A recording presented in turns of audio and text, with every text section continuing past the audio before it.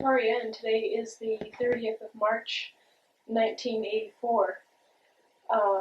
This is the Oral History Project of the Canadian Association of Social Workers, and today I'm interviewing Mr. Bill Crossley. Mr. Crossley, I wonder if in order to begin, you might tell us when and where you were born, and a little bit about your early life. Well, I'm a British Columbia product. I was born in Nelson, which is a small town of about 12,000 in the interior, in the Kootenays. And I went to school in Nelson right up to senior matric, which was grade 13. And at that time, that was the equivalent of first year university. I did a number of things before I went into social work and when I was at school. And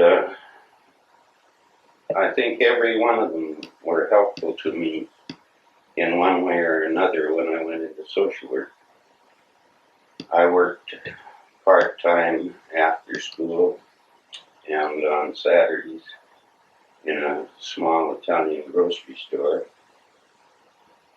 and learned a little bit of the Italian culture in Canada.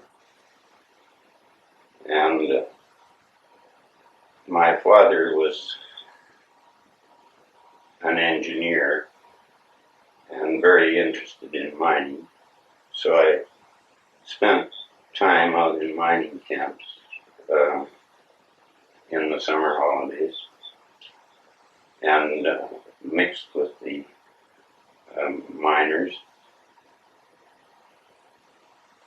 Another job I had at a later date was working in a fruit and vegetable wholesale house, which also sold to stores such things as tobacco and candy. And it also had been a jam factory because Nelson was an agricultural area. And a horrendous job I had, which I really didn't appreciate. The farmers, who were largely Doukhobor people, would bring in the strawberries or raspberries in wooden buckets.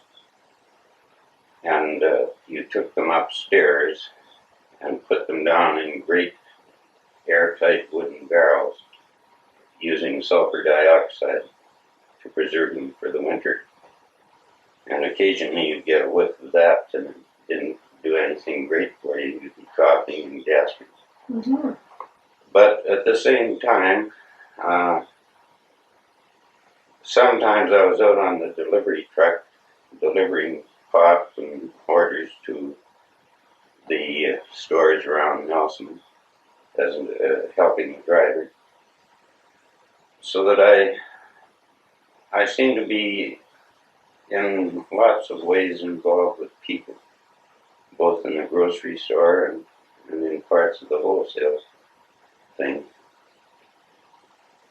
When I left high school, Nelson was a town without really much industry. The main employer was the CPR. There was a sawmill where I worked on night shift for about 6 months, making box ends. And I wasn't quite certain what I would do when I left high school because at that time only the sons and daughters of people with money went to university. And my father's up and down mining career had been a champagne existence some years and zilch existence other years. So there wasn't a great deal of money. My father had died when I was in my second to last year of high school.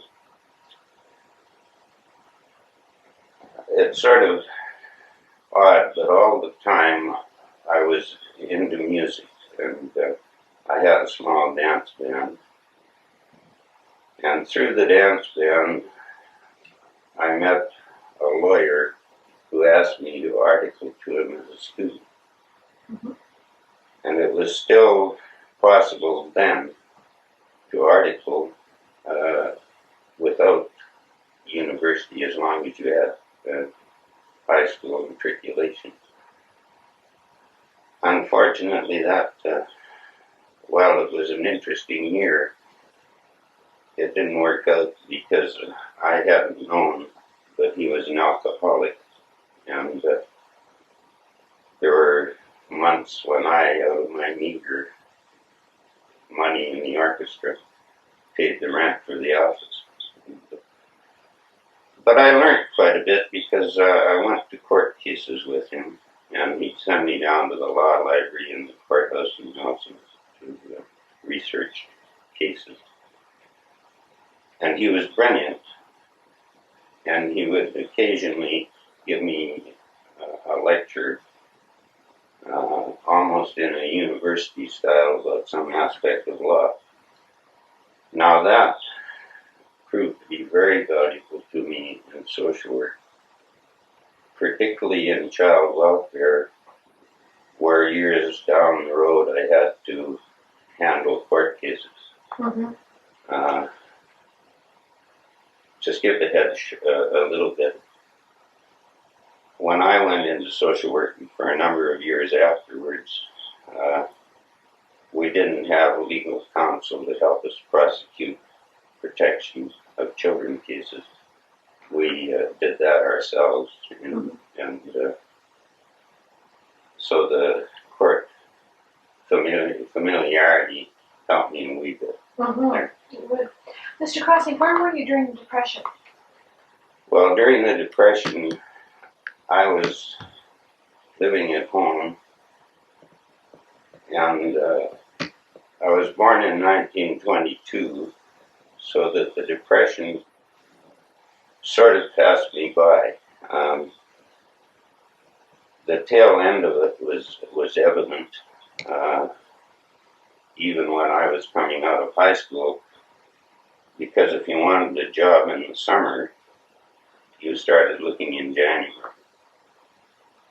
But the Second World War had come in while I was finishing high school, and tragically though it is, the war ended the Depression in many ways. Mm-hmm. But I do remember men coming to our door asking for food, which was never refused as long as we had any. And my father was horrified with the Depression because he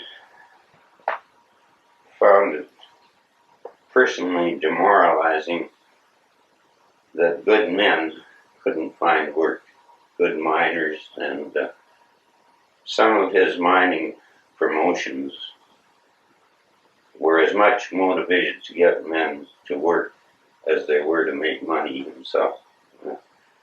He joined the CCF movement as a member out of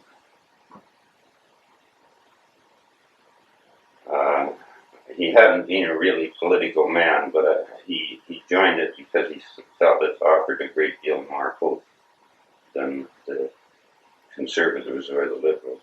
And, he wasn't terribly active in it, but for a person who was brought up in a well-to-do English home and trained as an engineer, it was a bit of a reversal to be a socialist. Mm-hmm. Well, going on as to how I wandered into social work, when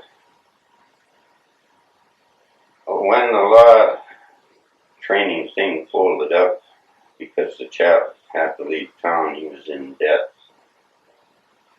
I was sort of at loose ends.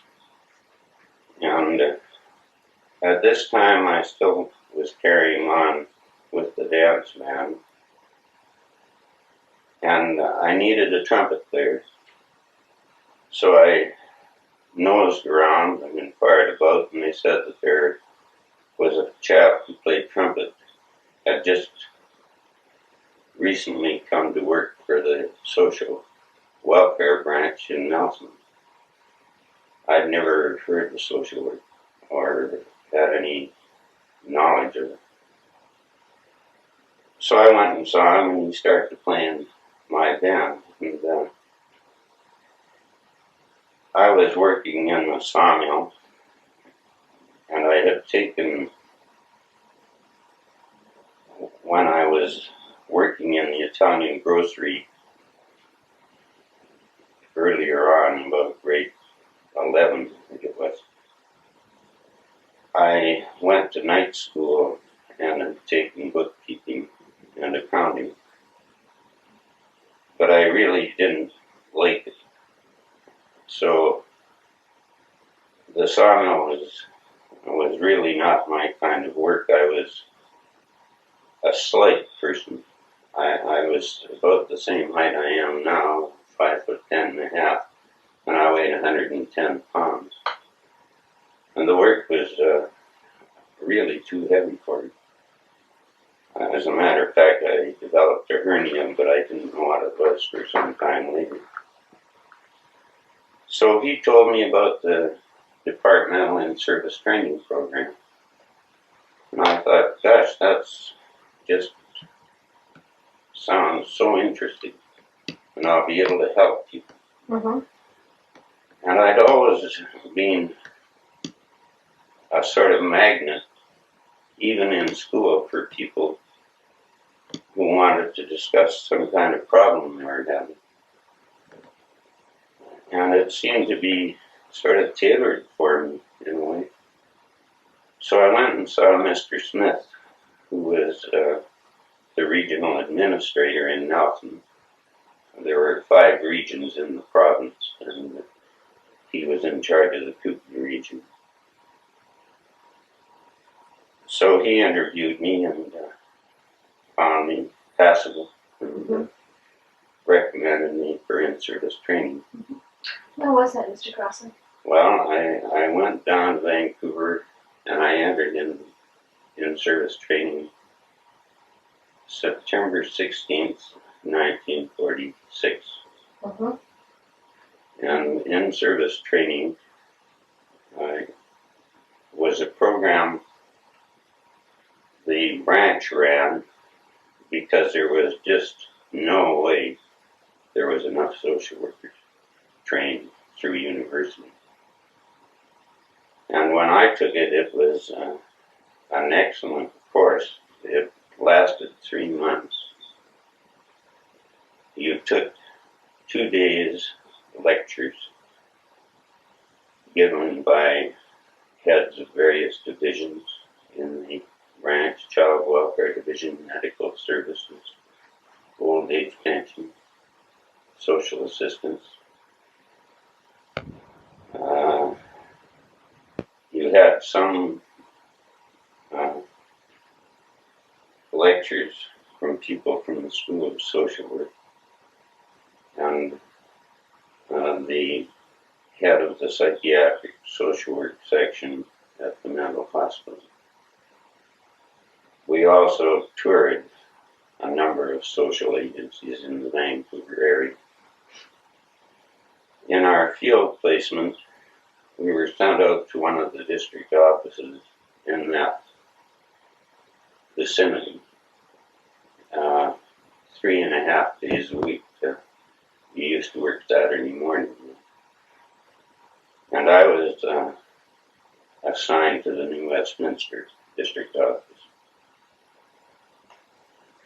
And you were put to work in a very careful way very shortly after you were in the office.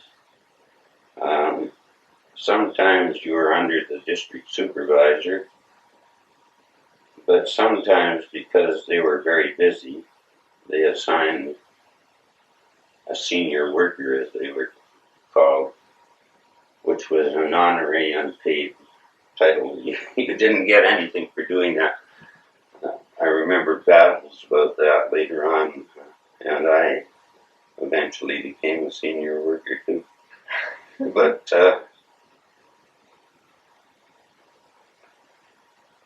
it was that whole experience was just incredible to me. Learning so much, and people around you who were busy doing everything they could to try and help you along. Mm-hmm. And I enjoyed that. It was tiring to get to New Westminster from where I was staying in Vancouver. It was nearly a 2-hour ride via trams and streetcars each way. So I'd be busy from about 7 in the morning until about nearly 6 at night getting back to my lodging, which was my luck. I'd taken because it was close to where we took our lectures, which was in the training division library, and all of us was on the ground floor of the old courthouse in Vancouver. Do you remember some of the people that you worked with or were Yes, in service training with? The training supervisor was Martha Musgrove, and she developed an excellent in-service course, which was copied by a number of other social work departments in the States and in Canada.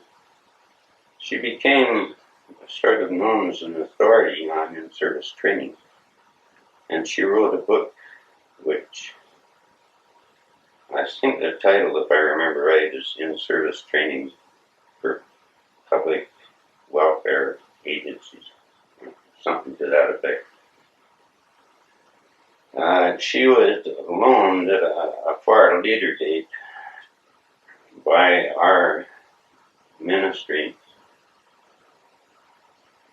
I'm not certain if it was through United Nations or not, but to assist in the setting up of training facilities for the social work department in Hong Kong.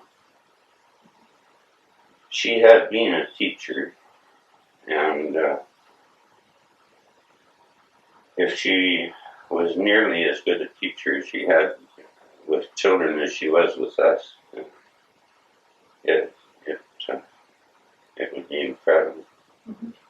Could we stop for a minute? I'll get a drink of water. Sure. My mouth's going dry here. Sure. Because it was one of the largest in-service classes they held. Mm-hmm. And what could have been a disadvantage wasn't, because they used the in-service class for another purpose, and that was to give chaps who were getting discharged from the armed forces and who had worked in social work or relief prior to the war refresher courses. Mm-hmm. And in our class, which was around 24 or 25, there were 4 or 5 of these chaps. And having their experience, which came out in the type of questions they asked, and they were questioning casework, which we were getting trained in, because it was a bit alien to what had existed when they were handling relief cases. I'd say they were a bit skeptical, but they were basically kindly people. And before that class was finished, they were as enthusiastic as anyone. Mm-hmm. What what was, you had come from Nelson, working in a sawmill and leading a dance band, and what did you think about the jargon and the way that things were to be done, the social work way of life that you probably were hearing about? Well, it was new, and I think one of my main feelings was whether I would be able to grasp it, learn it, and apart from having certain things in my head as a result of the lectures and so forth, whether I would be able to carry that over when I was faced with the first rather frightening experiences of talking to people in difficulty. And I found it fascinating. I had been, throughout my life, a very, very avid reader. And the vocabulary wasn't as new to me as it was to some of the other people. Some of it was. Mm-hmm. But I had read psychology and articles. I used to read things like that sometimes when I was sitting in the law office wondering where my boss was. Yeah. So I think the main thing, I was so eager to be a good social worker that most of my concentration was on that, and the more material they put before me, the more I sort of tried to read it, and I studied a lot at night, because at the end of this 3-month course you were supposed to have an exam. And I don't think we did. I certainly don't recall it. I think it was skipped. In the class, there were, and I think this would illustrate the quality of people, there was Russ Stringer, who within 2 years of, or 3 at the most, of coming out of in-service training, was made a district supervisor. He had been a BC provincial policeman. There was Margaret Jameson, who also entered supervisory ranks. They both, I think, were supervisors a little ahead of the time I was.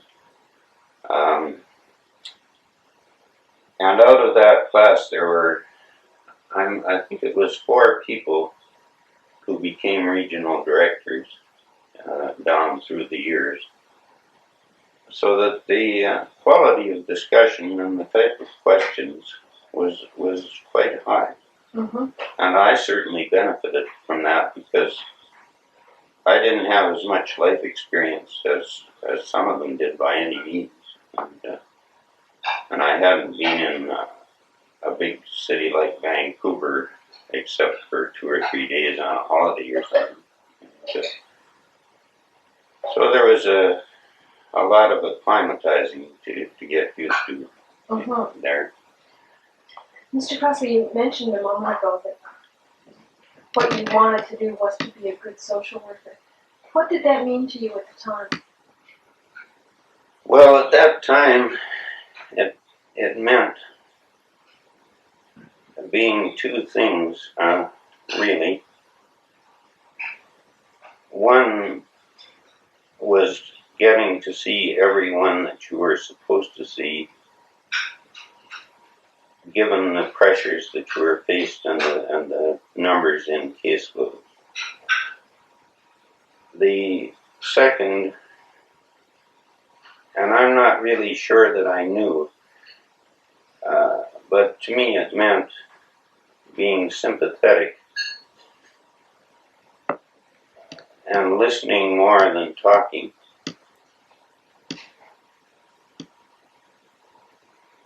And I would say one of the lessons in class that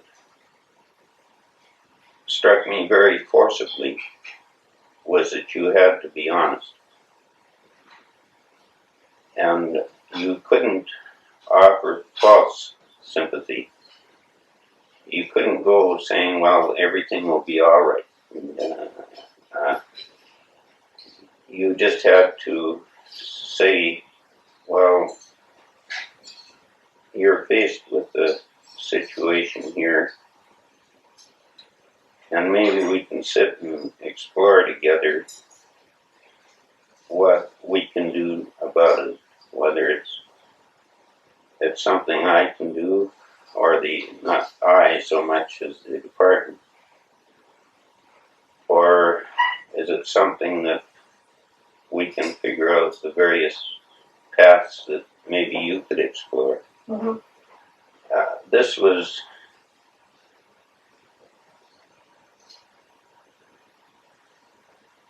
I think it was new to me that you weren't some kind of goody-goody glad-hander. You were compassionately realistic, and that's what I tried to embody. To me, that was one of the key things of being a good social worker. Mm-hmm. So what was it like when you finished the in-service training, and did you begin work then? Yes, in January, we graduated just prior to Christmas in 1946. January 2nd, I started as a municipal worker with the City of Victoria. And not being a Buddhist, but wheels turn in wondrous ways. The chap who was supervising the City of Victoria at that time was the chap who had recommended me, my former trumpet player from Nelson. Who was that? A Mr. Mike Turek, Uh-huh. TurYk. And in the City of Victoria, we didn't do child welfare per se, because it was done by the Victoria Children's Aid Society. Later on, they became the Victoria Family and Children's Service, but I'm pretty certain in 1947 it was still the Victoria CAS. Mm-hmm. But we did things that you didn't necessarily associate with public assistance. So,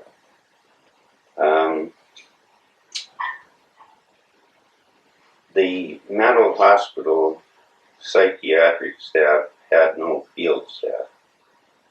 So one of our roles was to visit the parents or relatives of people who had been admitted to the mental hospital and get as full a psychiatric history as we could. And another part of that role was when a person was discharged on probation.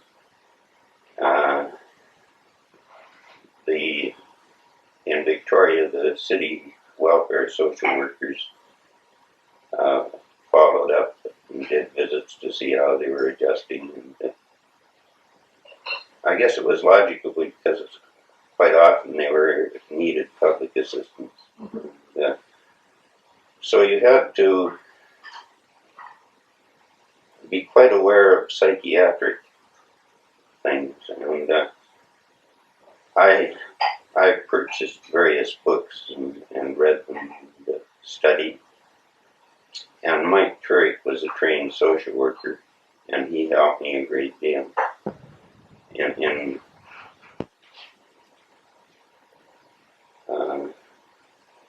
obtaining the material for the hospital and in understanding perhaps the treatment the patient had had or the medical recommendation. Another program that was helpful in those days was called hospital clearance.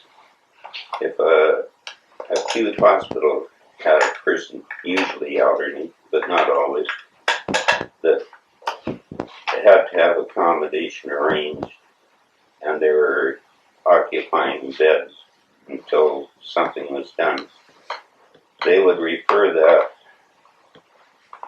via the inspector of hospitals, who would dispatch it to the office. And the reason for that was that with the central clearinghouse, it made them aware of the size of the problem across the province.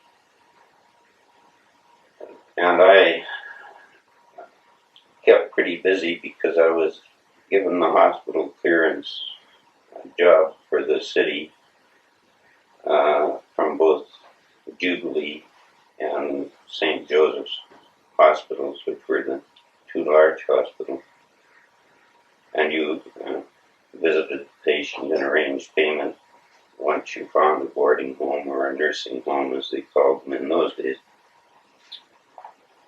And then you did follow-ups to see how they were settling in, make sure they had comforts allowance through the office, and so forth. That was a good introduction into what now would be called medical social work. Mm-hmm. Yeah. Our whole program in the ministry, apart from a few lower mainland areas where there were private agencies, was generic. If you had a district, you looked after every type of problem that came up in it, whether it was child welfare, juvenile court, or whatever. Not that you could look after is probably the wrong terminology. You offered the best service you could, and maybe you didn't always look after people because the service wasn't sufficient, or maybe they were beyond the resources available in those days. So I spent a year in Victoria City. I had a large caseload which encompassed the central part of Victoria, out as far as the Oak Bay boundary. And the hospital clearance and the psychiatric social work were sort of hobby things, because my caseload was actually around 350 pensioners and around 200 public assistance cases. You didn't waste much time. You couldn't. But that taught me a great deal. It taught me that you had to organize your work. And an example of that would be, I had a notebook with just a brief little note about each case I had, listed by street and number. If I had to go out to a street to see something of an emergent nature, I would take that time to do the yearly visit that had to be done on any old age pensioners in that vicinity. And I learned little tricks of the trade that I was able later to teach other workers when I went up the ladder. Mr. Crossley, I'm wondering if you could describe what it was like in Victoria at the time, in what, early 1946, I think you said. 47. Sorry, early 47. What other services were available for people who were in need? What were the social problems then? Well, the social problems would be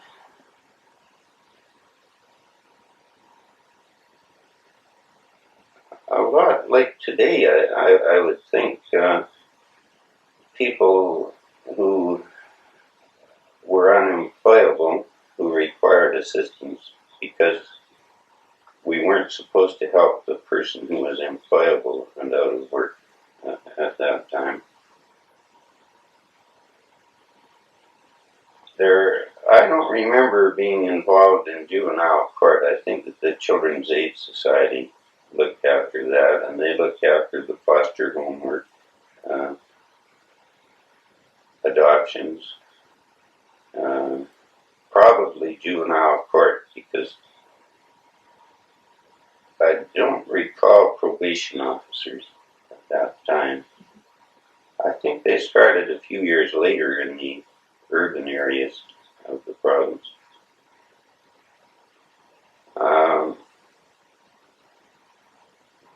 I don't think things moved so quickly as today, in the sense that people that you were serving, for the most part, were a little bit more patient, and I think found it harder than some of the people do today to apply for assistance, because they equated it with the terrible relief, or some called the dole. And for a number of years, the problem we had as social workers was trying to overcome the image, real or imagined, of the terrible relief worker whose job it had been, at least in the viewpoint of many clients, to make sure they didn't get relief, or to cut them off as soon as they could. And to get them to realize that we, while not thrusting service on them, were there to be helpful. And we were there to help them prove they were eligible if they needed it, not to disprove it. Mm-hmm. And that had been drummed into us in training.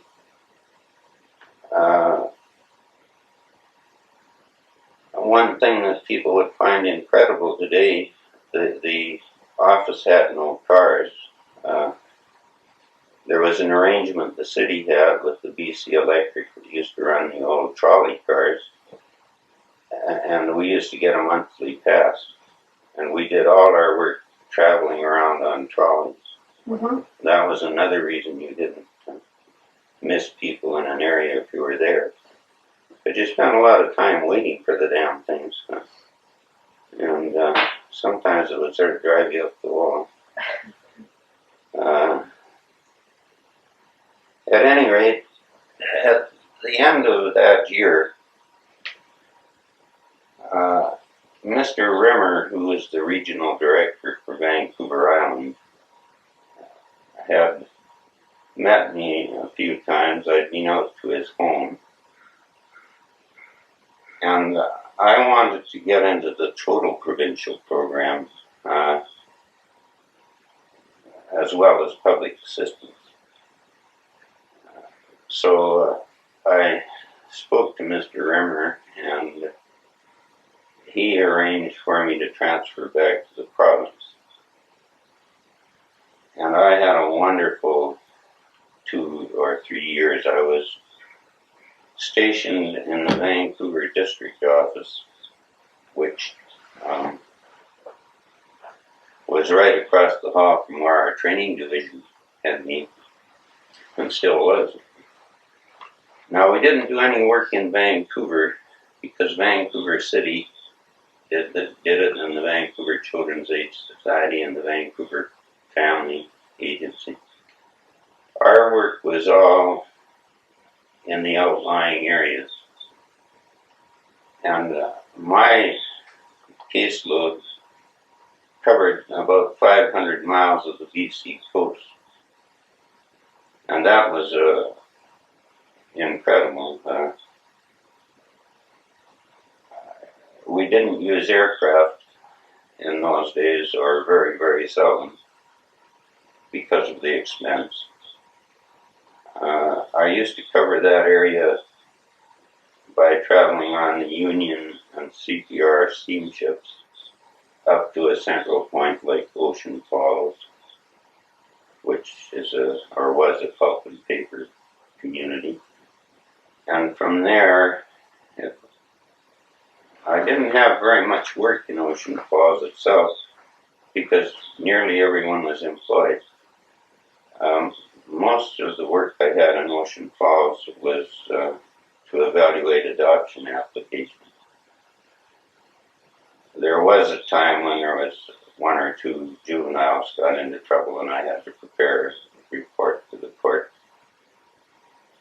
But it was handy because it had the only liquor store in a large area, and so that if I wanted to go to Bella Coola or Bella Bella, where I had more cases, I could usually get a ride with a fisherman heading that way, or the forestry boat, or the police boat. And I would be out of my office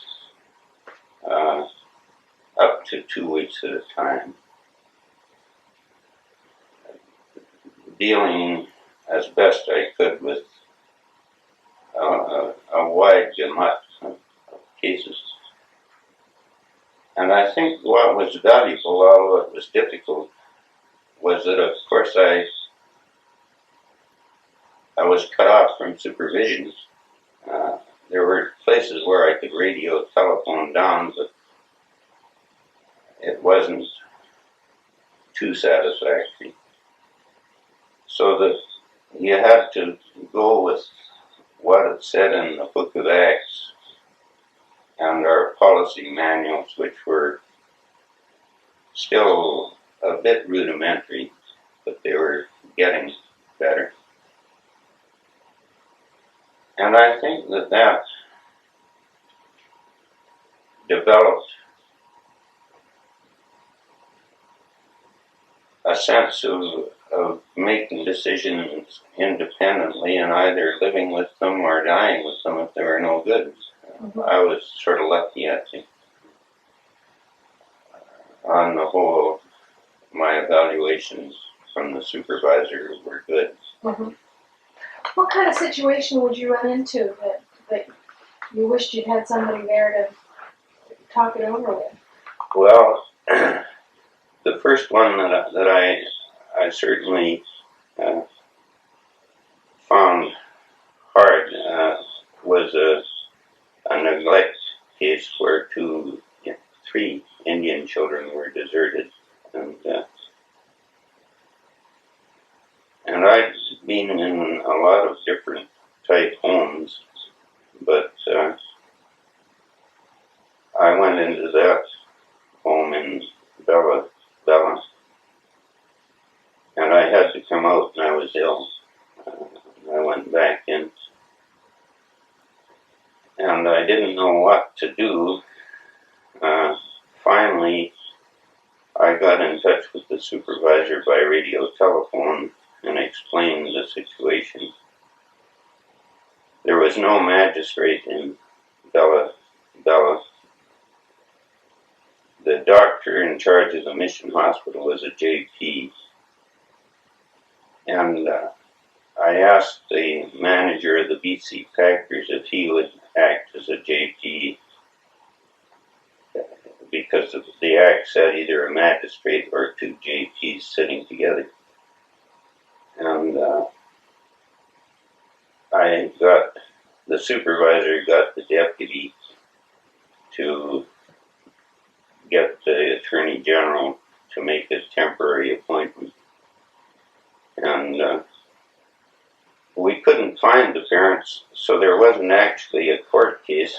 I presented and identified the children, which was the first step in a protection case.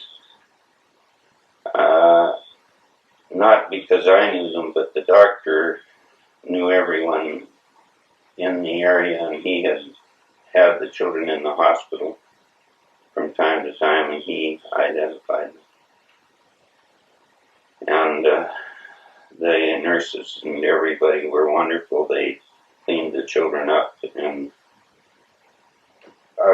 we weren't allowed to have foster homes up the coast because we couldn't supervise them sufficiently. We maybe went to some places every 6 months or whatever. They were left with some relatives, and later on, but I no longer had the area. I understand that the mother settled down and they were returned to her. Mm-hmm. But having my first protection case in what could be described as rather unusual circumstances, because we ordinarily didn't do much work on Indian reserves in those days. Mm-hmm. But she was living common law with the white chap, sort of on the edge of the reserve. Now, I remember that one, and there was a schizophrenic in Bella Bella who was on probation from the mental hospital. And his brother ran a little shipyard there. And I really didn't do anything except perhaps share the brother's anxiety, because he wasn't adjusting, and he wasn't troublesome, but he was still in a world of his own. Mm-hmm. I remember that because the tragedy of it struck me. On the other hand, I don't know which trips these were, but in that period of time, I was up visiting, and there was an elderly couple in receipt of pension, lived in a float house, and they had it battered with the wind and rain and a storm, and windows blown in. And we had a program, part of the social assistance program, called Emergency Health Aid. And it theoretically was supposed to be approved by the supervisor and the regional administrator. But by this time, one of those sort of unwritten things, I was allowed to go ahead and do things within reason. And I remember how relieved they were when we were able to supply them with windows and lumber and tar paper, various things that they couldn't afford. Mm-hmm. And well, that whole thing, traveling up and down the coast, was an experience.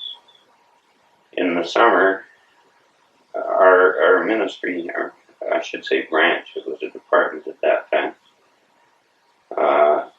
had our own boat.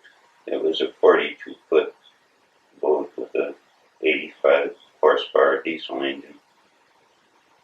And it was used mostly down in the south, visiting the Gulf Islands and going in all the little coves where pensioners managed to make their little homes, or big homes as the case may be. But every summer we took it up north, and I would be out for about 6 weeks. There was just a skipper on the boat and social worker. And the damn thing only went 9 knots. And it was, we used to run around 10 hours a day to 12 hours a day, getting from one place to another. I would help with the cooking, and eventually when the skipper, who was a taciturn Scotchman, and had enough faith, he started to teach me a bit about steering and reading charts. So he let me take the wheel if we were 100 miles from anything we could bump into, you know. But that was a great experience, and we had some rough times on that. We were caught in a blow once, and it bashed the cabin windows in, and I was scared to death. The skipper, who had started in his father's sailing smack when he was 10 years old off the coast of Scotland, wasn't as perturbed as I was.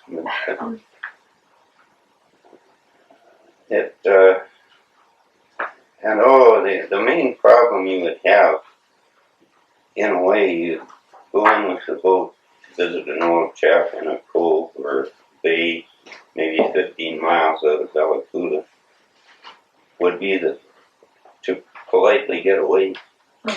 You know, they were so glad to see somebody and to talk. Everything. So that, and towards the end of that, I had an interesting experience, and I can't really say I did anything very much, but Mr. Sadler, by this time, was the regional administrator in Vancouver, and he sort of, well, now I know he was sort of taking me under his wing and training me, but I didn't realize it then, because there was that terrible Fraser Valley flood, and all our workers out in the Fraser Valley were on emergency duty, and Mr. Sadler took me out with him. And that was an incredible experience to see land flooded and just the tops of houses, and the workers arranging to move out foster children and social assistance families and pensioners, or anyone with tugs and barges. We were fortunate. There was a large hotel in Vancouver that had been used, I believe, by the Army and the Forces for Billeting, and it still was vacant. So we were able to move a lot of people into there, and when I say we, I didn't really have much to do with it, but I heard about it. Mr. Sadler, on this trip, he really went out to give people the freedom to act and his full backing. And I would say that his trip, because they were tired out, was an example of an administrator offering real thought and leadership. Telling them that if they had to spend money to get equipment to do this or that, just to go ahead and spend it, that it was an emergency. And pouring a few drinks in the evening too didn't hurt. And that was, we were out all one night. We got back to Vancouver. Well, we were up there all day, and we got back to Vancouver about 3 years. So in the morning, because the road that we thought we were going on turned out to be flooded, and we had to go back and go on another. Things like that.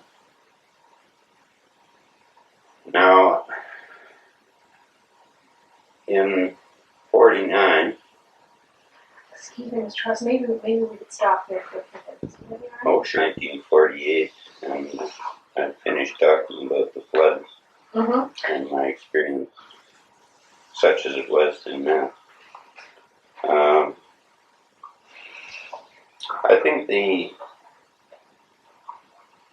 other thing that I would like to sort of talk about a bit was the kind of pressure that would happen to an office, particularly with no real supply of social workers, except out of our own training class. There were 3 caseloads up the coast, and I had one of them. The top half of mine was up around Ocean Falls and Bella Coola, the northern half. The southern half was housebound Squamish and the first 100 miles of the PGE, which in those days ran 2 days a week. Mm-hmm. There was no road to Squamish, railroad or auto. You went up by boat from Vancouver. And it involved a lot of different types of transportation. I used to ride on a speeder on the PGE after I got to know one of the section foremen, because I'd have pensioners who might live 10 miles apart in little cabins down the railway. And if I had to visit 2 or 3 of them, there was no way I could walk that far, although I used to walk maybe 5 miles to see people. Mm-hmm. A humorous experience I can think of along that line, a place called McGilvery Falls up to PGE. There was an old prospector who lived up the mountain, and I would have been in my late 20s. He was 80 or 81. It was a hot day, and I remember going up this mountain, switchback after switchback, walking to do the annual field service report, which had to be done or we didn't get the federal share of the pension. And I got up there just about done in, really, and I asked him, I said, "Joe, how are you getting along this year?"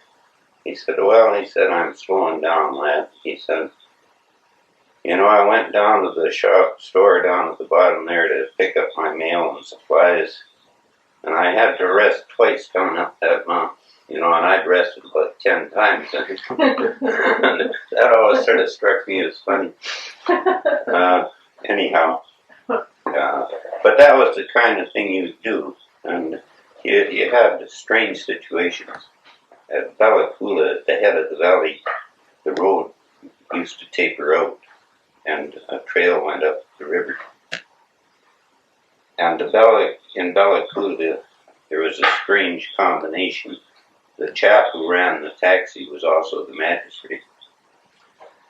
So I would rent him and his car for a day to do my visits. When the valley the road went up about 40 miles.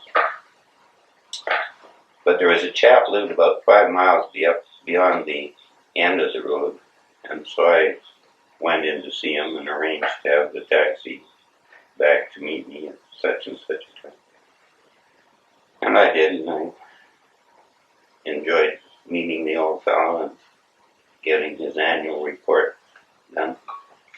Coming back down, I got to the taxi, and the magistrate said, "Well, how did it go?" And I said, "Oh, fine." He said, "You didn't see any grizzlies, did you?"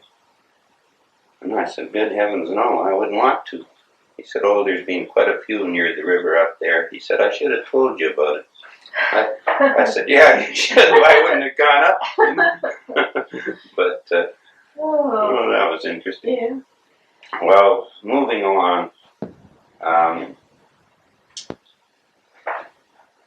one of the highlights of my early career was participating as one of the actors, in quotes, in the Friend of the Door film that the National Film Board made in conjunction with our branch, illustrating the work of the generalized field worker. And they used different localities in British Columbia, different stories about cases that were sort of tied together. The film is called Friend at the Door, and it's still an interesting film to watch. All the people who played the role of branch personnel were the actual people. The clients were all played by professional actors because of confidentiality and so forth. But that was was a really interesting experience to me. I'd never been involved in seeing how film was made or anything. It wasn't a sound film because it was too expensive, and the equipment apparently was very cumbersome to move into a lot of different locations, like up half a mountainside to shoot down on me riding a speeder on the PGE, various things like that. And it was auditioned and premiered at a meeting of the Western Association of Public Welfare. They were having one of their yearly meetings, and it was in Vancouver. And this film was shown in the theater that was rented. And Mr. Griffiths, the deputy minister, who was a wonderful man, introduced us all to the audience and everything. It was sort of embarrassing, but it was something to look back on and treasure. And I found it incredible, the things that went into making a picture. There was one court scene involving a juvenile, and I think it lasted about a minute in the picture. And we were out in a little courtroom in Burnaby filming that from 7 in the evening till 3 in the morning, most of which time was spent with the problem that we're having with my glasses. The wood was all dark varnish, and the technicians went around with some special material and rubbed it so the highlights wouldn't obliterate part of the picture. And now, 40 years later, the technology, we still need the technology. I guess. And they wouldn't let me wear my glasses because they were a real problem. And that had its funny moments. I was supposed to drive a Jeep up a road where I was going to a logging camp to try and find the putative father that had been named by an unmarried mother, to see if he would help support the child, get a history in case she decided to place the child for adoption. And I'd never driven a Jeep. I haven't driven an automobile very much for a few years because I've been on boats all the damn time. And everything in film, you're supposed to do things quickly or they look too slow. And I was supposed to tear up this winding road in this Jeep, and they kept yelling faster. So I thought for sure I'd end up in the bushes. But we finally got a take, and I leapt out of the Jeep. And just as I did so, my coat caught on the door handle and ripped. So we pinned the thing up and did another take. But that was funny. Mr. Crossley, you were working in the field again, and did things change in 1949? You went into something else? In 1949, no, not really. I went and digressed for a minute. I was going to mention these caseloads. There was 3 on the coast, and for a period of time, 2 of them didn't have staff. One chap was ill for a long time, and they hadn't got another recruited for the other. So what we used to do, the supervisor, as emergencies came in, by letter or phone or whatever, she summarized them briefly in a notebook for whichever caseload it was. And when I got back from a trip, I dictated steadily for 2 or 3 days, took this notebook and went scurrying off to that area. And this went on for probably 6 months. So that you, days off you mostly had on, in between traveling, it used to annoy me, all the boats for up the coast used to leave Vancouver Friday night. It seemed to me that way. I thought it was a conspiracy of some sort. Because I wanted to go to the nightclub and see Louis Armstrong or something. 1950 was the big year of change for me, because in the spring of 1950, even though I had not yet been to university for training, they asked me to go into the interior and supervise the Cranbrook, Fernie, and Creston office, because they were having difficulties with the supervisor, and she was away on a training course. And it was a wonderful experience, because I found that I was supervising a chap who was an MSW in the Creston office. There was a BSW chap in the Cranbrook office. And I guess the reason that I was selected was that if any of the local people had gone in, there might have been very hard feeling. And also, I'm pretty certain that this was part of this grooming process that I wasn't really aware of. And I trod very warily, because I knew that I didn't have the university training. But it worked out all right, and everybody seemed to be happy. And that fall, I got a departmental bursary to go to the School of Social Work. Mm-hmm. It was a scheme we used to have by special arrangement with the school, that they took 10% of the first year class as people from our department, provided we had junior matric and provided we had at least 2 years experience under trained supervisors. Mm-hmm. And that was just for me a dream come true. Mm-hmm. I wanted so desperately to be a trained worker. Mm-hmm. And I really enjoyed the university experience.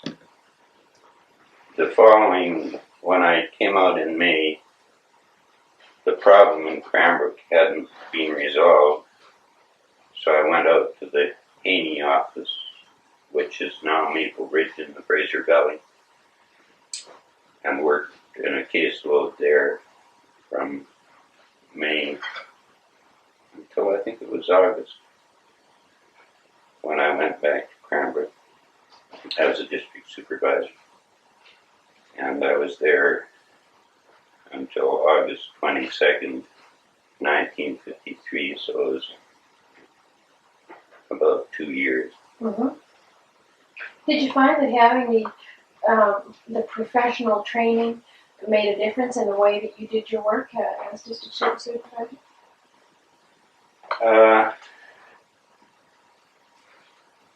Yes, I think I did, because I felt much more confident of discussing casework approaches to cases with other people who had degrees.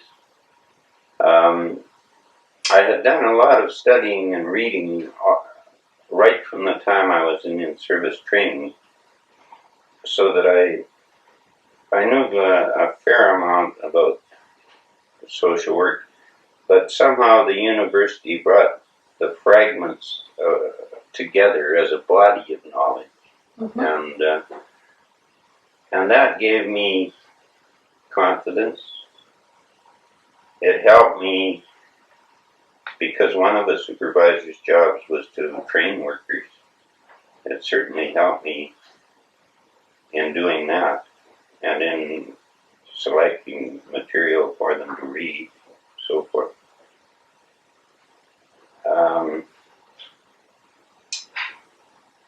And in the School of Social Work, we had some teaching about administration, and that was a large part of the job, was making sure the office ran smoothly. There tended to be friction at times between the clerical staff and the professional staff, and you had to always be sort of lubricating that and balancing it out, and making certain that each understood the problems that were facing the others, and that nobody was God. A social worker wasn't God, neither was a stenographer, and neither was a supervisor.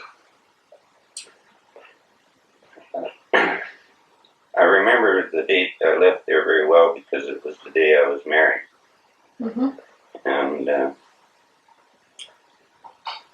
I was being transferred to Nelson for a number of reasons. The supervisor there was going to the coast, I believe, to it.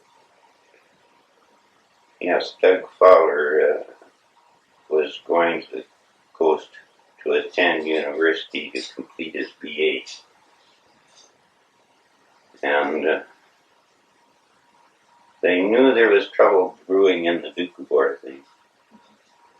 And Mr. Smith, who had hired me originally, knew that being brought up in the area, I knew about the Doukhobors and the various sects and so forth. But boy, was I in for a surprise. What happened? In Nelson, I'd left 2 or 3 days at the end of our honeymoon to settle in to a little cottage that we were renting, when Mr. Smith, who knew where I was because I'd taken over the cottage that Doug Fowler and his wife had, phoned me. He said, "You'll have to come to work, Bill."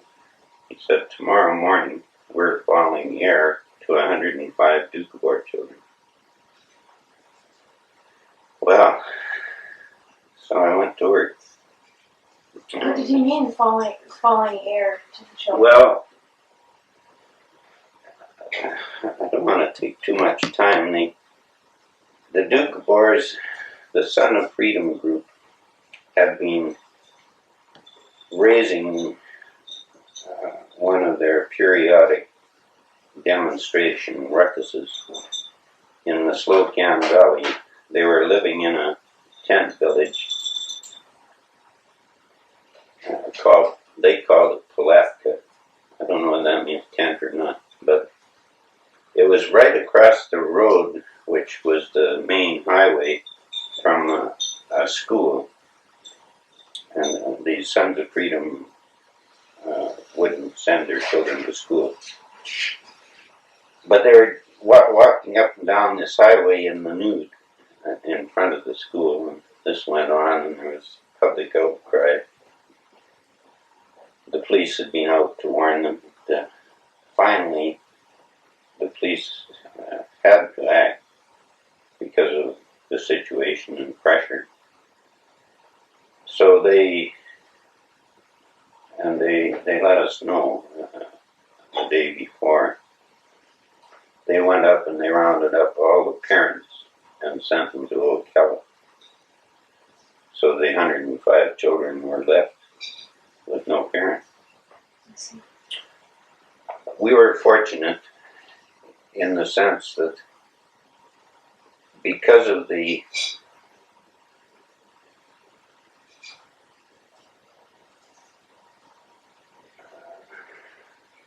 tragic relocation of the Japanese people from the coast during the war, there had been a large tuberculosis pavilion for Japanese built on the shores of the lake in New Denver, which was about 50 or 45 miles from Nelson. And all the original beds and bedding, cooking supplies and everything were still stored there. And our ministry had taken possession by agreement with the federal government several years before that of that which included a number of small cottages with Japanese families in them. And there was still a foreman. We had Mr. Adams with an excellent Japanese assistant called Spud Matsushita. And they flew into action and got all the beds set up and Japanese ladies to cook. And we took several large buses and transported the children along with 3 or 4 elderly grandmothers that we could have lived without, that the police were afraid were too ill to send to prison. And they really caused trouble. That was a traumatic experience to me. We did our best to start getting the children out as fast as we could by trying to locate relatives who would look after them until the parents were out of jail. And we were doing quite well, and our offices throughout the provinces were looking for homes in case we needed them. We had presented and identified them en masse. We didn't know their names. For a week or 2, they wouldn't tell us. And I'm sure there was girls there that were over 18. We even ended up with 2 children whose name was La Riviere. And we found this out when an irate French-Canadian fellow arrived up one day and said, "You've got my kids, I think." And it turned out he was out in the logging camp, and his wife, who was a Doukhobor girl, her mother had got her all stirred up to go on this rampage. And she'd take the kids, and of course, they'd been shipped up with all the others, and I said, "Well, do you, I imagine you can pick them out." And he said, "Oh, yes." So I said, "Well, you're certainly welcome to them if you got somewhere where they can stay." And he said, "Well, I'll look after them. I won't go back to work until I find someone." So I said, "Well, we'll have to quickly take them up to the doctor and get them examined because he has to testify that they've been given back to you in good health." And he went and happy, and we were happy. And we got rid of 2 French-Canadian Doukhobor children. But people came up from Victoria to help out from Child Welfare Division. Workers were sent in from other offices, and everybody really dug in. And we coped. It was hard. I worked day and night, I know, for nearly 6 months, I guess. But we would have, in our own way, solved that situation, but the government decided this was a good time to settle this Doukhobor question once and for all, as far as school was concerned anyway. And they wouldn't let us release any unless the people signed in it, or swore, or promised that they would send them to school. Mm-hmm. None of them would, because they were afraid to get their house burned down if they did. So that stopped that cold. And then the next step, they decided that they would see if there were any Doukhobor children anywhere that weren't attending school. And if so, they would be apprehended under Section M of the Protection Act and sent up to the school. That section said that if a child was habitually truant, he could be found in need of protection, or she. And I felt very ambivalent about this. I was torn down the middle because it didn't seem to me in keeping with child welfare principles to remove children from their parents in that situation, their religious beliefs and everything else. And there was a lot of criticism leveled at us from other social work circles, which didn't help at that time. But I remember going out at first. I wouldn't let the staff do any apprehensions. We always went with police, but we did the apprehension at first, the first 4 under that scheme.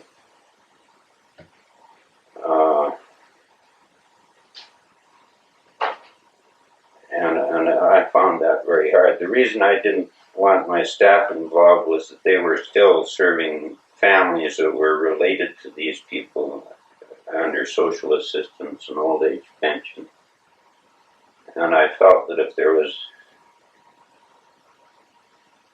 feelings against the ministry, it would be better directed towards me than the staff. And there really wasn't as much as I had anticipated, but I was relieved.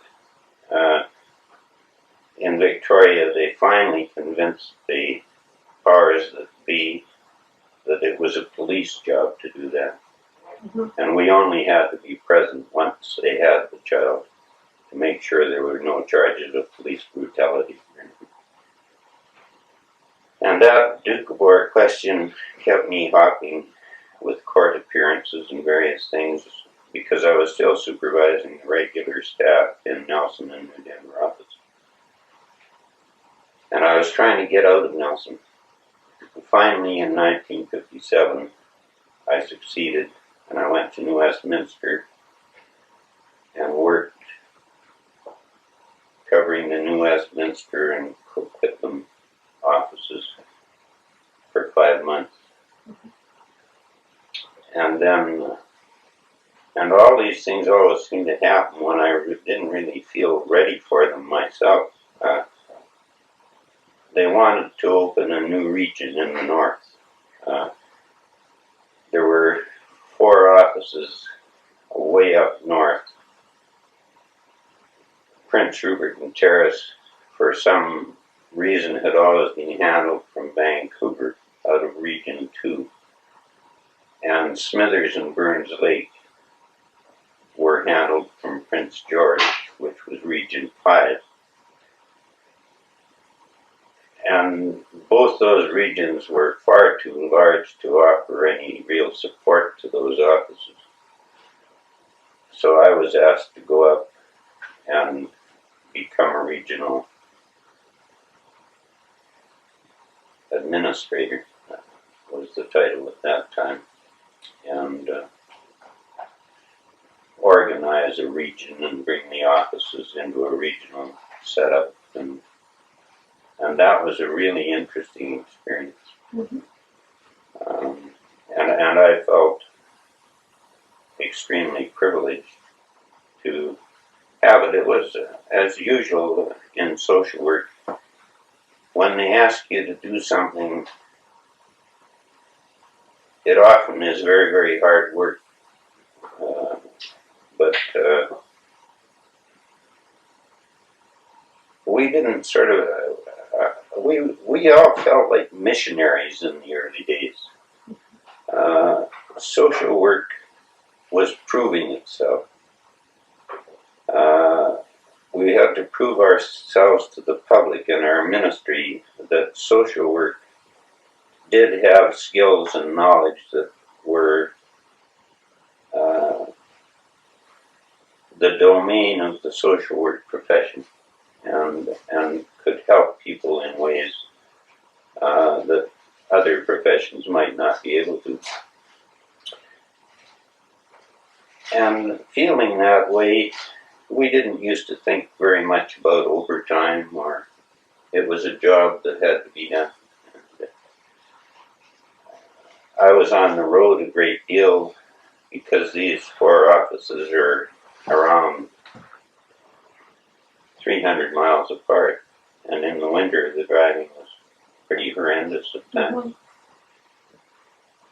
The thing I enjoyed in Terrace, I got into staff training more, and we had a terrible time getting staff for the north. And I got permission from Doug Fowler, our training supervisor, to recruit local people if they had. By that time, our in-service criteria was a BA, but I could recruit them if they had high school graduation or more. And that helped stabilize the staff. But at the same time, I felt very responsible for their development. And I worked quite hard and did a series of papers on things like interviewing techniques and casework principles and concepts, written in straightforward, plain English, as best I could. And they received those very eagerly. And I was very proud several years later when a chap I knew in the rehabilitation section of Canada Manpower was being set up at that time. It's since disappeared, but he was the Western Regional Supervisor appointed to put it into operation. And he wrote and asked me for permission to use those papers for staff training for his counselor. And I think that illustrates the emphasis that our ministry had placed right from my early days in service training on us trying to be rounded professional people and trying to assist people from in-service training along that road as far as we could. Those were the highlight of my career there from a work viewpoint was that I got involved in community development, which was sort of a new field emerging in social work then. And we were always having to take Indian children into care. And we didn't have any really suitable temporary places to put them. And you got them into a foster home, and the tendency was that they stayed there. Or else you put them in a foster home that really wasn't suitable, but it was a roof. And so I organized community groups in Prince Rupert and in Terrace. And it was a long process, but it involved all members of the communities, ministers and doctors, club presidents of various sorts, the Ladies Auxiliary to the Anglican Church, and organizations like that. And they raised the funds, and we built 2 receiving homes and staffed them. And I believe those were the first in BC that, apart from some private agency arrangements down in Vancouver and perhaps Victoria. Unfortunately, they both opened the year I left. So I was transferred to Nelson as regional director in 1964. Yeah. I went back to Nelson because my wife's family, her 2 brothers and her mother, lived in Cranbrook. And in 1963, I had a sort of frightening year. I, along with a lot of other people in Terrace, got infectious hepatitis through the wells being contaminated. And shortly after that, I had a minor heart attack. And I thought, boy, if anything happens to me now and the children are on their own up here, about the furthest they could get in British Columbia from Nell's family. And the job came open in Nelson. There was a sort of unwritten rule in our branch for years, and that was that if you served in the north, because it was tough in the north, you were given the first chance at an opening in a southern job when it was posted. So I transferred to Nelson, and the other thing that would be of interest there used to be an Indian Advisory Committee, as they called it, a joint committee between the Department of Indian Affairs, which was federal, and our branch. And they studied the problems of trying to work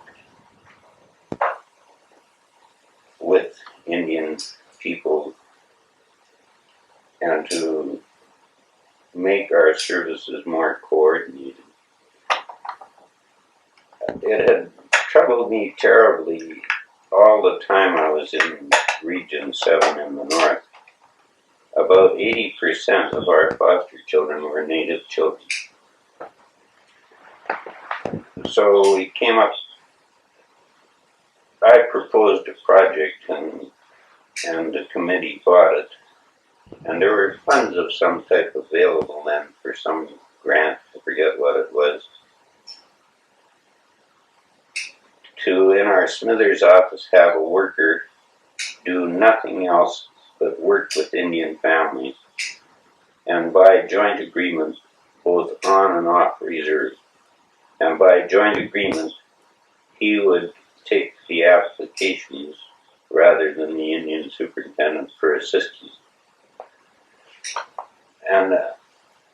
And he was a wonderful worker. His name was John Gibson. He retired about a year ago. A tall, lean,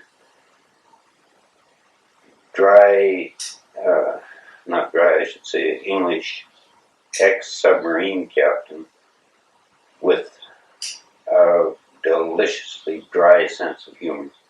And the Indians just loved him. So again, we got into the thing in a bit different way. The Catholic reserves were in that area.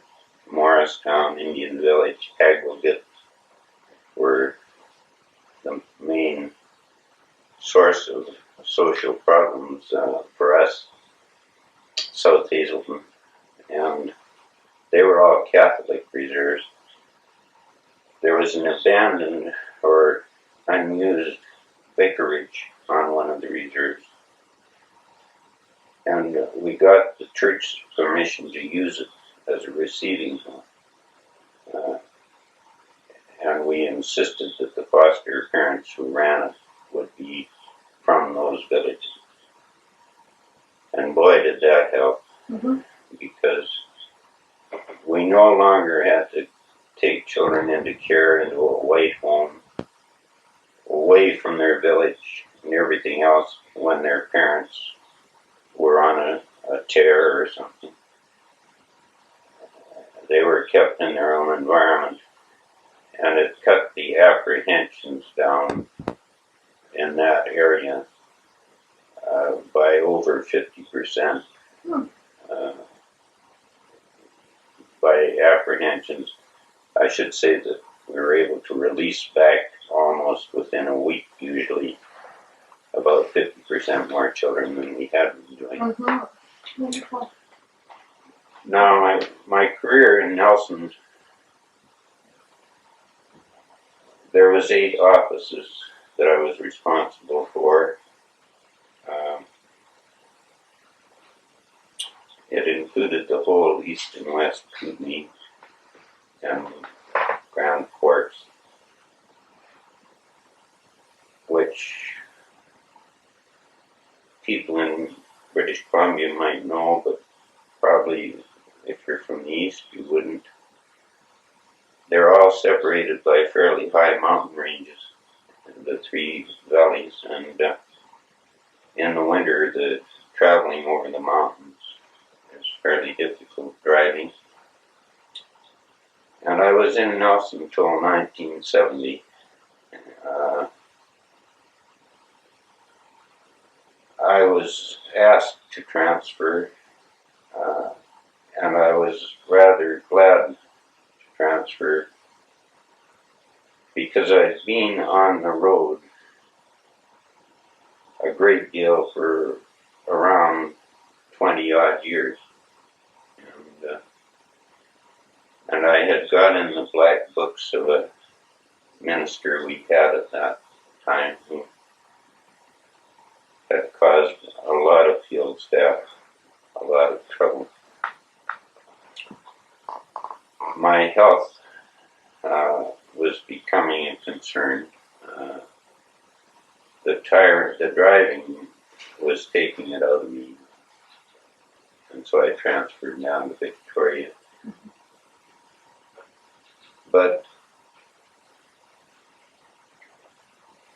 the staff I had over the years were grand people. I had excellent supervisors work under me. Two of them later became regional managers. And I find it hard now, although the whole world has changed, that the fierce pride in offering a generic service is diminishing because they've had to go to specialization. Financial assistance workers handle financial assistance, and child welfare workers or child abuse teams handle protection, and other people handle foster homes. That I know you can't avoid doing that with the much larger, fast-moving population. But I still regret, and I think someday it might get back to it, I don't know, that they don't have a chance to spend a year under good supervision doing all of it. Mm-hmm. Because you got a real good insight into the various types of work that your colleague in the next office might be facing. Mm-hmm. Or if the office was hit with a shortage, there was someone else there who could pinch hit, whether it was a child welfare load or an assistance load or what. Mm-hmm. Mm-hmm. So that is about all I can say. Getting into social work for me was a really fortunate thing. Mm-hmm. We had a lot of fun at times. Sometimes you had a lot of tragedy. There's a couple more questions that I'd like to ask, if you wouldn't mind. One is your affiliation among had over the years with the professional association, the Canadian Association of Social Workers, or the BC Association. I was always interested in the association. I joined the BC Association, which automatically meant the Canadian Association, in 1962, I believe it was. And there weren't branches in the north because there wasn't enough trained workers that could qualify for membership at that time. So I was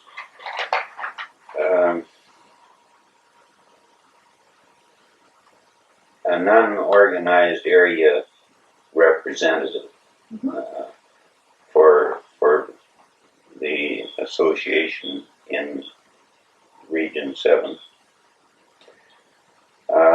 In Nelson, in 1964,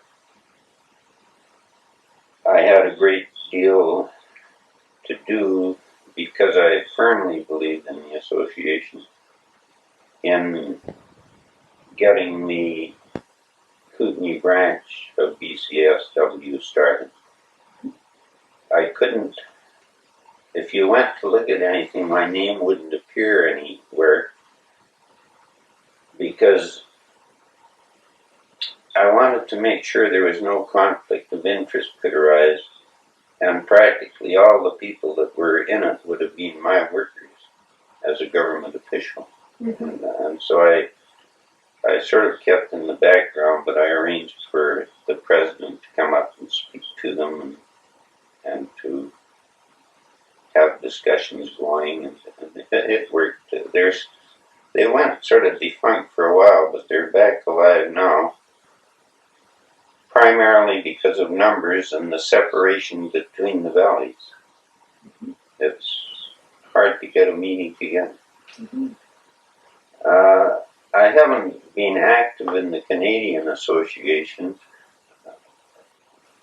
In Nelson, I was a corresponding member of the Education Committee for BCSW because we were trying to get a social work course started at Notre Dame University in Nelson, at least a case aid course, if not a social work course.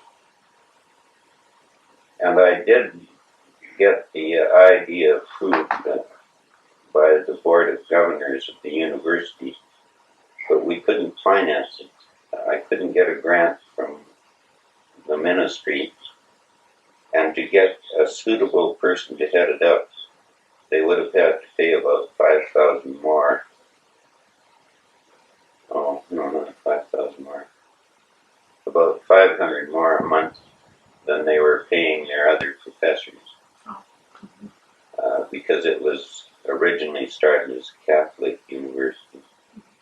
And the wheel, speaking of that, turned again. Because a little honor that I had, because I was a social worker, was back when I was a supervisor in Nelson in 1954. And that community college was just getting started in about the third or fourth year. And I was sort of an unofficial counselor for the students that wanted to go into social work and so forth. And I'll never forget it. I was terrified. But I was asked to give their commencement address, and the bishop was there, and the mayor, and everybody. Here I was a beardless young social worker. But it was because the kids had been given the right to select who they wanted. So I felt very happy. Sure. Bill, over the years, you spent a lot of time in Nelson. You grew up there and were a social worker off and on. What kinds of changes did you see in social problems in Nelson, and in the way social work was done in that particular part of this big province? Well, the Nelson is a relatively static area. The Kootenays were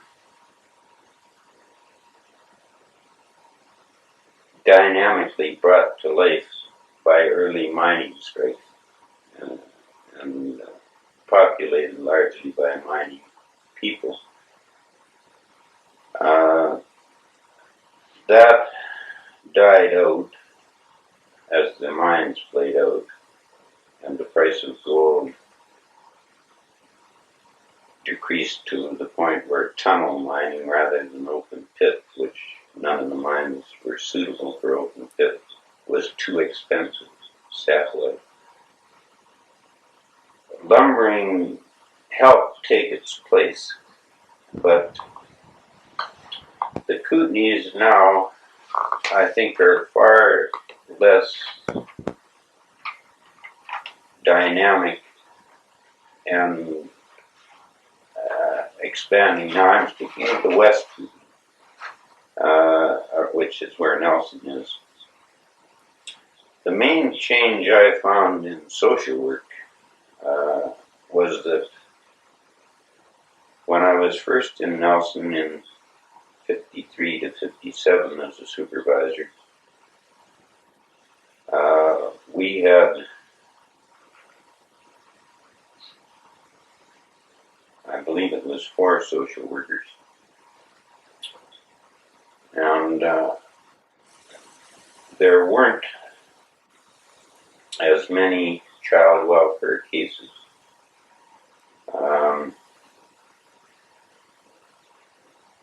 I think that when we went back, there were more pension cases because the early mining population were aging.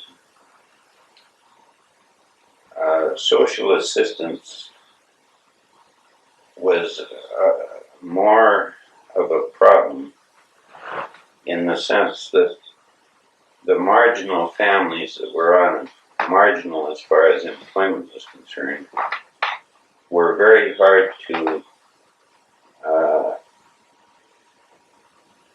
help off social assistance because there wasn't jobs available. Marginal people weren't saleable in the job market, and that was true more in my later period from 64 to 70 than it had been earlier. Fortunately, most of the people who had the old bitter feelings towards government that traced back to the relief days were either getting old and on pension and not so concerned anymore, or else they were dead. Mm-hmm. We had 6 workers in the office when I left Nelson, and we were specializing. There was one worker did child welfare, and one worker did pensions, and so forth. Mm-hmm. So those are the kinds of changes. And there were more trained workers too, because you could recruit them, which you hadn't been able to do because they weren't around in the early days. Another sort of a general question. Are there accomplishments of yours that you're particularly pleased about? Well, I think the receiving home community development accomplishment, which the community did, but I sort of guided them into it, and I did the same in Nelson when we got there, and they later expanded and also went into homemaker and daycare in Nelson. I think those are the things I'm proudest of. The other area that I think it probably came through, I always was interested in staff training, and I sort of number amongst my accomplishments that supervisors who started under me went on to become regional directors, and workers went on to become supervisors. And I was very keen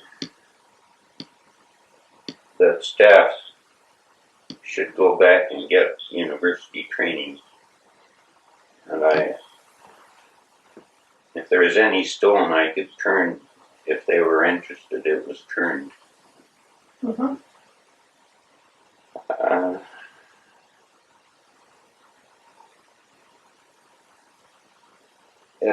It sounds perhaps conceited, but I think an accomplishment that gives me pleasant memories was the way I got along with people in divisions, because there tends to be friction at times between the division and the field. The field people thinking the division didn't understand what they were up against, and the division people thinking that the worker should be giving priority to their particular area of interest, if it was child welfare, and the worker also was trying to do pensions and social assistance.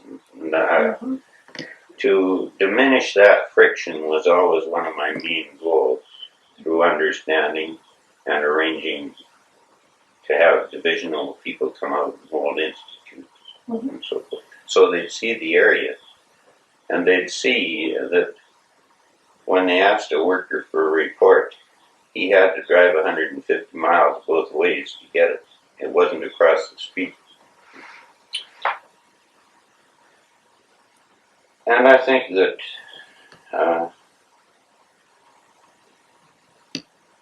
it's nice to look back on a career that, certainly up until the time I came to Victoria anyway, where you were highly thought of. That sounds funny, but in Victoria, it's more an amorphous place where there's a lot of people in relatively senior positions, and out in the field, your accomplishments or your errors stood out a bit more as your sole doing or undoing.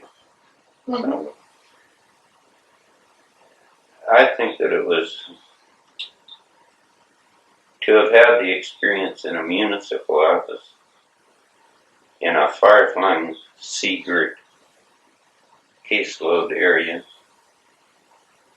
and to have worked in areas close to the city of Vancouver. One of the main things I think that stood me in real advantage when I did come to Victoria was that I had worked in so many areas of the province, so that I knew what the workers were talking about when they said they had to go to Culloden or Salmo or Usk or Apex or wherever. Not to mention the places they might want to tell me to go. Okay, well, I'm wondering if in closing there's anything you'd like to add. Well, I would like to say that the more people now realize the value of the history of our profession, the more it will help the profession in the future, because they'll know where their roots are. And it's, to me, from my own experience doing a sort of historical project, it's a real tragedy, the value of the historical stuff that's just being thrown away. Even if you haven't got room for documents, anybody in social work, in any capacity, please look at it 3 times and say, 50 years from now, will this be valuable? And if you think yes, or if you're in doubt, keep it. Okay. Okay. I want to thank you very much for the time you spent with us this afternoon. It's been very enjoyable, clear, and informative. Much appreciated. Thanks. Okay. It's a privilege. Okay. Go ahead. This is a picture of what was called the Planning Council, taken in December 1965. The Planning Council was made up of all divisional heads of institutions, and the regional directors. Director of Welfare and Deputy Minister. In this picture, here is Mr. Sattler, the Director of Welfare, Miss Jameson, who was the Personnel Officer, Mr. Rickinson, the Deputy Minister, Mr. Belknap, from the Fraser Valley Assistant Regional Director, I believe, Don Bingham, who was in Child Welfare Division, and Bob Burnham, who was at that time Director of Operations, I believe he was called, Mr. Wright, a Regional Director, Mr. Malberg, a Regional Director, Mr. Kamosi, a Regional Director, Mr. Delamore, Regional Director, and I'm sort of hiding in here, Mr. Crosby, the Regional Director, Miss Snyder, who was one of the real pioneers, research consultant.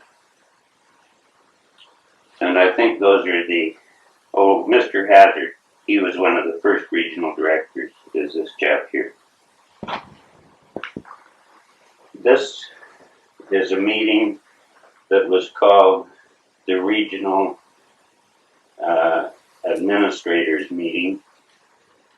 These meetings were held about quarterly, and it was a time when the senior administration discussed policy with the regional directors and got their ideas about how things should be done in the field. This one is in December '58. It's in Mr. Sadler, the Director of Welfare's office in the Parliament buildings. Mr. Sadler, the Director of Welfare, is here. Mr. McMillan from the Controller's office is here. He acted as secretary to the group. Mr. Burnham,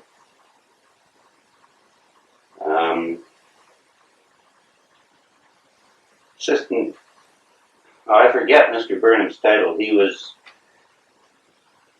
in Victoria in charge of field operations. Myself, Mr. Delamore from Region 5, Mr. Stringer from Region 3, Miss Snyder, research consultant, Mr. Bingham, Don Bingham's brother, regional director for Fraser Valley, Region 6, Miss King, who was the assistant superintendent of child welfare, Miss McKay, superintendent of child welfare, Mr. Blanchard, who was, I believe, pinch hitting at that time as regional director in Vancouver, Mr. Shipp, who was inspector of welfare institutions, Mr. Rimmer, director of Region 1, Vancouver Island, and Miss Riddle, who was the assistant director of welfare at that time. That was called a special meeting because we were just moving into having official sanction to assist unemployed employables. This is a meeting of the Planning Council in January 1958.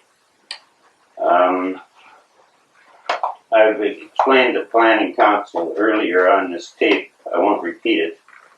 People in this picture that weren't in the other pictures are Miss Lee, the Assistant Director of Welfare,